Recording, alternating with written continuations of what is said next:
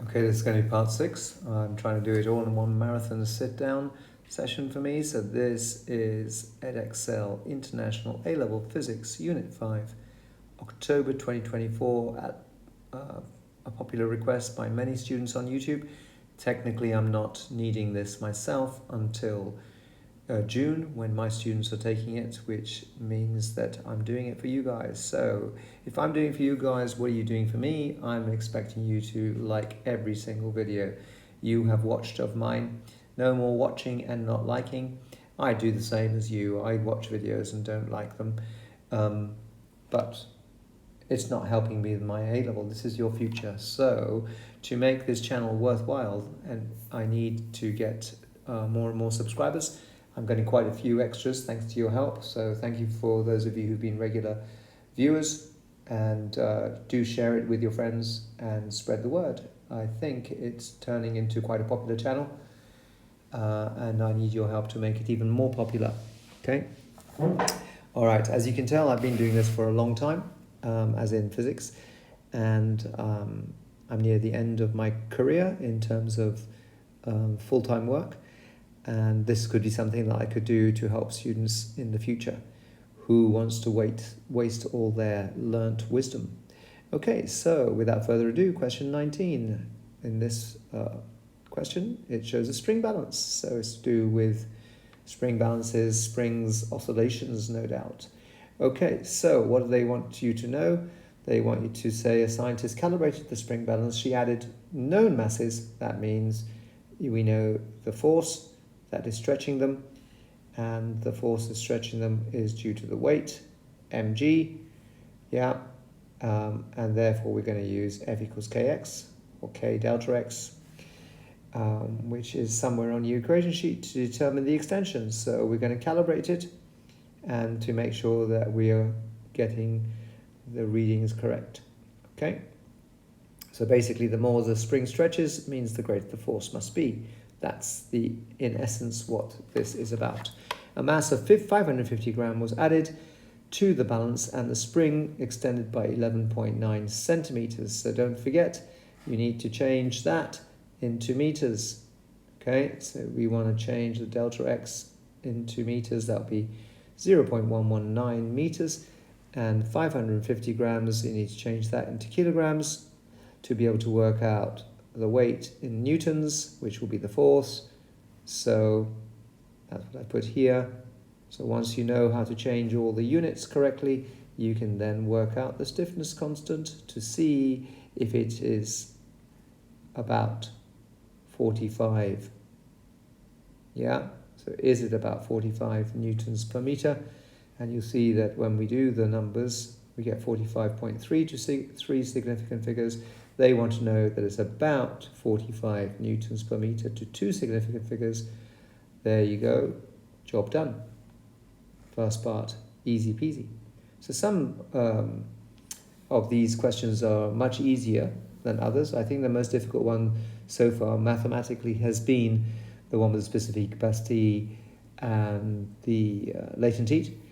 Some of these later questions and the astronomy questions are actually quite easy once you understand the underlying concept. So the spring balance they're talking about in part 2, they're talking about the same spring balance that we looked at just now in part 1, can be used to determine the mass of a small animal and without causing it any harm. Okay, for all the animal lovers, the animal is placed in a bag. The bag is hung from the spring balance as shown. Okay, well, I don't know if I can see much going on in this picture. Okay, I can't see what she's doing, but it may be just because I'm getting old. All right, the spring extended 5.8 centimeters, so you got to put it into meters. With the bag, with the animal, when the bag with the animal was hung from the spring balance. Okay, now, if the animal's going to move inside the bag, it will create some oscillations. That's what we're going on to. When the mass of the animal was being determined, the bag started to oscillate. Well, it's not going to start oscillating unless something is oscillating it.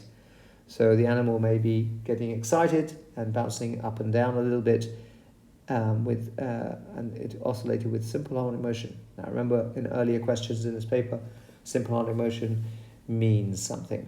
Okay, A equals minus omega squared x. They want you to, knowing that, they want you to calculate the frequency of oscillation of the bag. Okay, well, how do you do that? Well, we know that the weight is equal to kx, yeah, from before. We know the k from before. We worked it out to 3 significant figures to be that. So we know k, and this time we know all the other values because we know that it's extended by this amount, 5.8 centimeters. So 5.8 times 10 to the minus 2 meters. We know g, so we can then determine m, and that must be the mass of the animal. So the mass of the animal that caused the oscillations was 0.268 kilograms. All right. Once we know the mass, we can then use the equation for a spring mass system to work out the period, because we want to calculate the frequency, and of course frequency is 1 over the period. So once you just determine the period, put the numbers in, you'll get the answer to 3 significant figures is 0.483, and then you just inverse it and you get a frequency to 3 significant figures 2.07 hertz, which to 2 significant figures is 2.1 hertz.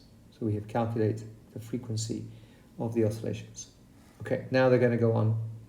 So I should really have put that in the box in the correct place.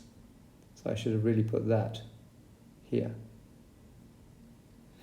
Anyway, or here. The part B says, when the mass of one animal was being determined, the amplitude of oscillation of the bag was observed to increase to a large value. So remember, every spring mass system, spring and mass together, a spring without a mass doesn't oscillate, it just sits there. So a spring with a mass is called a spring mass system. And if it's observed to get large amplitudes, yeah, we're talking about resonance. Okay, so basically this question wants you to explain why did the oscillations start producing large amplitudes. And if you remember in year 12, if you had a vibrating string experiment, you can see certain frequencies cause the string between the nodes, like a vibration generator and the pulley, would produce large amplitudes. Yeah. So if the amplitude suddenly gets very large, we call that resonance. And resonance occurs when the natural frequency of the oscillating system is matched by the object that's vibrating it, the forcing frequency. Okay. So how do you explain this? So I've written the mass of that particular animal created a driving frequency or a forcing frequency, which happened to equal the natural or resonant frequency of the spring mass system. Okay? In the exam, in the mark scheme, they said of the spring. Well, I think it's actually a spring mass system. Okay? So the spring balance started oscillating with higher amplitudes. Okay?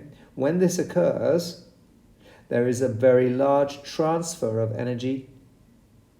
Yes? Or you could say a maximum amount of transfer of energy. Yeah? And this, we call this resonance. Okay? So it's the same as pushing a child on a swing.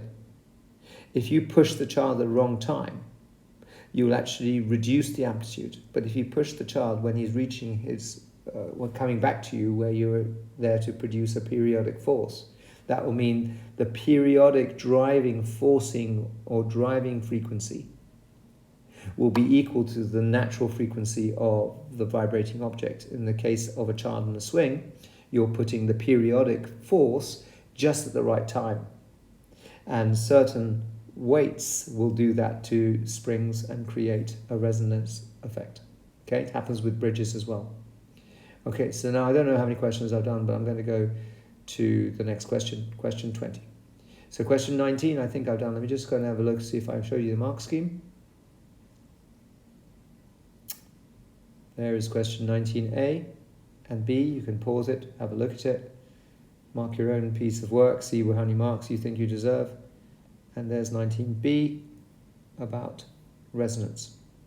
Okay, now question 20.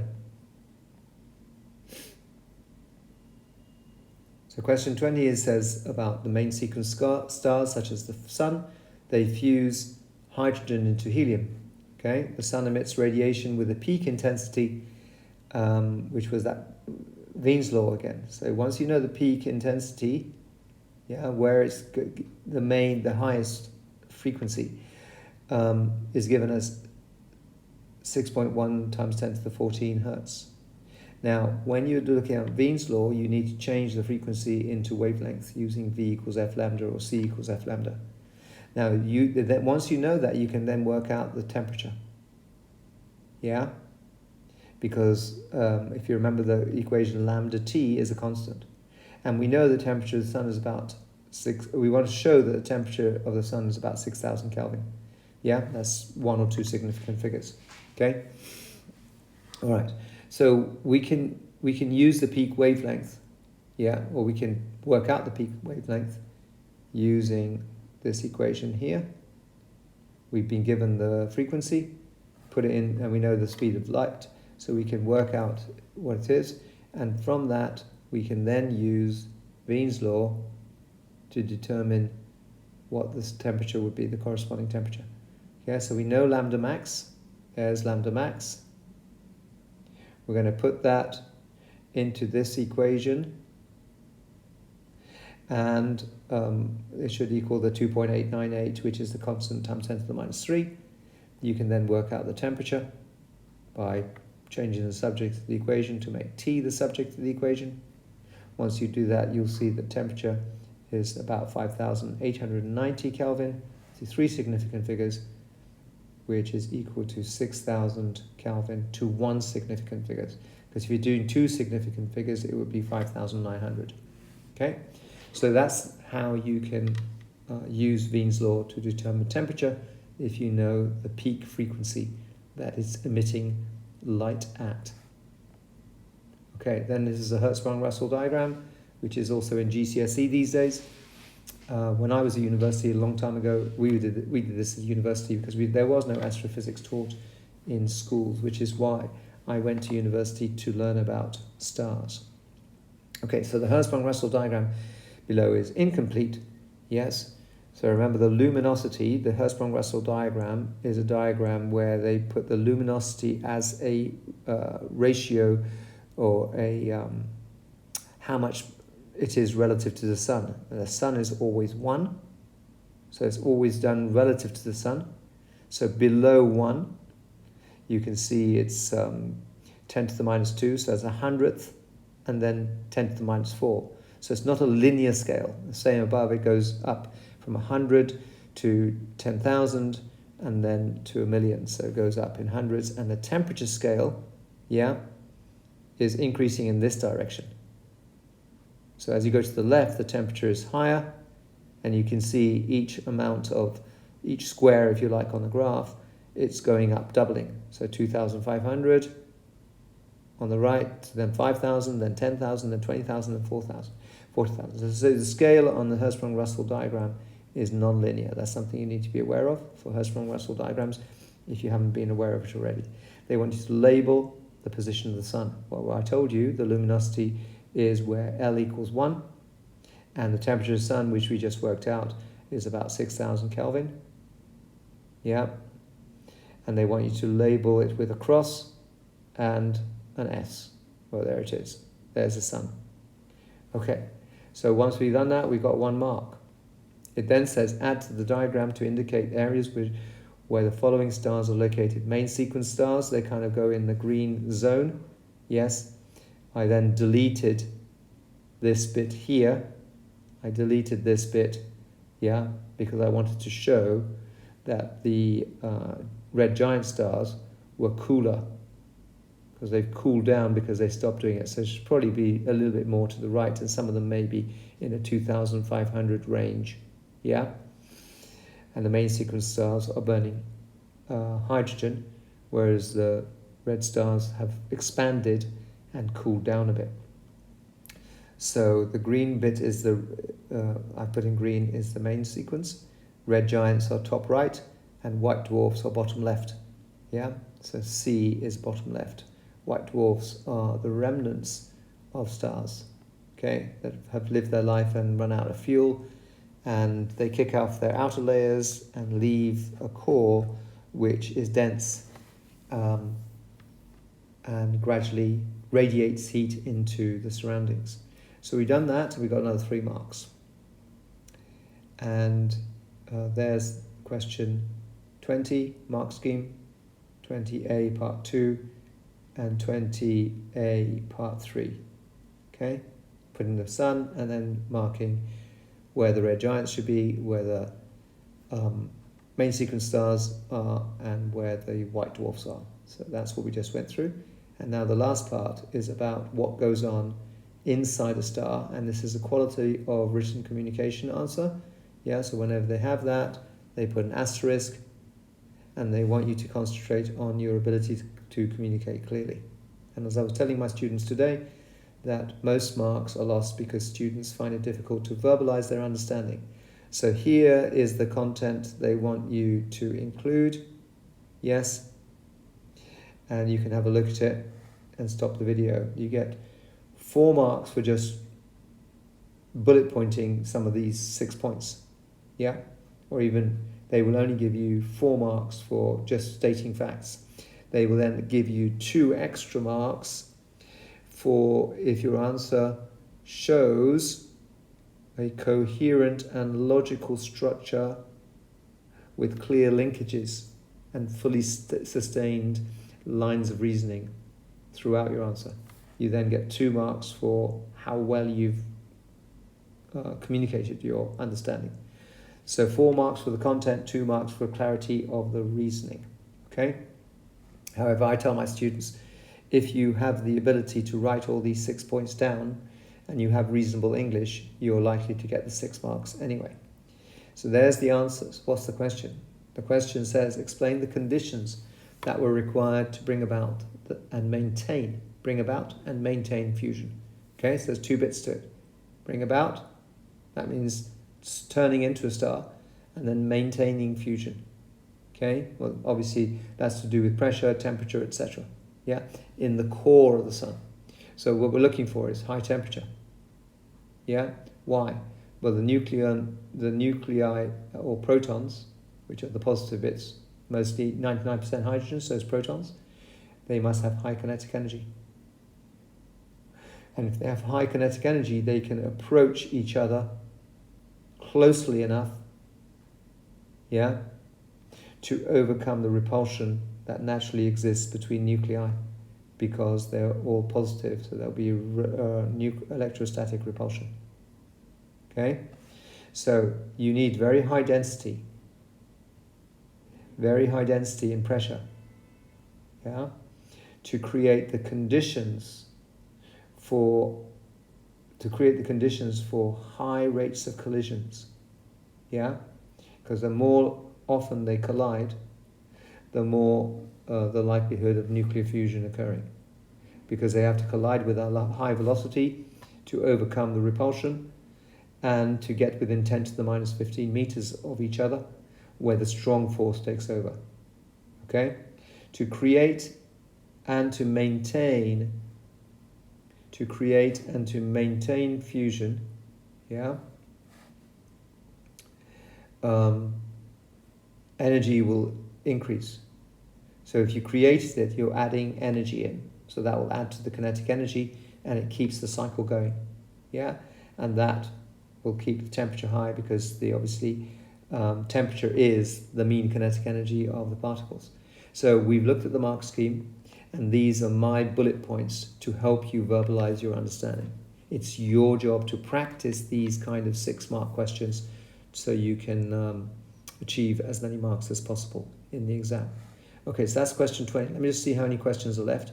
If there's only 1 question left, I'm going to go through it in this one sitting. Okay? Yeah, that's the last question. So we're going to do it because I don't want to do another video. It's getting late. Okay? So that's question 21, the mark scheme. Let's go back to the beginning. So it's about nuclear physics. In 2023, it says scientists made a previously unknown isotope of uranium. Sorry, getting tired. So uranium-241. Okay, it's very unstable and decays to an isotope of neptunium via beta minus decay. So they put neptunium and beta minus, and they want you to fill in the numbers, missing numbers for the proton and neutron numbers, and the numbers for the beta. So you get 1 mark for completing the top row. The top 241 and 0 gets you 1 mark, and then you get 1 mark for doing 93 and a -1 in the red circles that I draw. It says the mass of the nucleus of uranium-241 is given accurately to, I say 5 significant figures, it's actually 5 decimal places. So that's my mistake. This should say 5 decimal places. Yes, so please correct my mistake. So that you need to convert this unit number into kilograms. And the way you do that is 1 unit is 1.66 times 10 to the minus 27 kilograms, and then this value is given to you in the data sheet at the back. Then it says show the binding energy, whatever that is, we're going to come into that, of a nucleus of uranium-241 is about this much in joules. So we've got to work out the binding energy. Well, do you know what the binding energy is? So you get 1 mark for converting the mass into kilograms. Yes? And then we got to work out the binding energy, you need to know, well, we know what uranium's mass is because it's given to us. We've got to work out what is the mass of 92 protons and 149 neutrons. So you get 1 mark for working out the number of neutrons is 149, which is 241 minus 92. That gives you 149. So this is determining the number of neutrons. Now, they're telling us that the mass of a neutron is 1.68 times 10 to the minus 27, whereas the mass of the proton is 1.67. So 92 of 1.67s and 149 of 1.68s, they're both times 10 to the minus 27. You add those up, yeah, and obviously the neutrons are adding more mass to it. And you'll see that the mass of the individual constituents, 92 protons, 149 neutrons, to 5 significant figures, this time it is 5 significant figures, yeah, is 4.0396 times 10 to the minus 25. Now the mass of the uranium-241 in kilograms was this, 4.0016 times 10 to the minus 25. So you can see the mass from the original number of 92 protons, 149 neutrons, when you put them together into a nucleus, you actually have the mass decreasing, yeah, from this to this, yeah? So that decrease is called the mass defect, and the binding energy is linked to the mass defect, okay? So how do you go from mass defect? So we can work out the difference in the mass, which is called the mass defect, yeah? So delta, the mass defect, is the mass of the individual 92 protons, 149 neutrons, minus the mass of the nucleus. Now in chemistry, mass is always constant. In nuclear physics, the mass can decrease, and this is what Einstein said, E equals mc squared, that energy and mass are interchangeable, or mass is a form of energy. So once you do that, you take away the mass of the individual protons and neutrons, which is the second number we calculated, take away from the mass of the actual nucleus, and both numbers are times 10 to the minus 25. You'll see that the mass that's gone missing, the mass defect, is 3.8 times 10 to the minus 27 kilograms. So this, by putting a nucleus together, you're actually saving on mass, if you like. And that missing mass has turned into binding energy. So this amount of mass is what gives rise to the binding energy, okay? But obviously this is in kilograms, and they want it in joules, okay? So you've got to put it in joules. Get rid of that, so it doesn't block the numbers. So the binding energy is basically converting this mass. I'm going to go to another color. The binding energy is converting the mass using Einstein's equation, E equals mc squared. And once you change the 3.8 times 10 to the minus 27 kilograms multiplied by c squared, yes, you will get the energy in joules. And we can see that the energy in joules through three significant figures will be 3.42 times 10 to the minus 10, which is about 3 times 10 to the minus 10 to one significant figure. So we just shown it. So that's how you do these questions. A very good learning question, this one, for those of you who are learning this topic. And definitely for those of you ready for the exam this week, then you should be able to do these kind of questions. It says now, part 3 says, calculate the binding energy per nucleon. And that's how we work out that, for example, iron is the most stable nucleus. You take for its size, in other words, how much binding energy is it for its size? In other words, for its size means divide by the number of nucleons. Nucleons, remember, is protons and neutrons. So that's 241.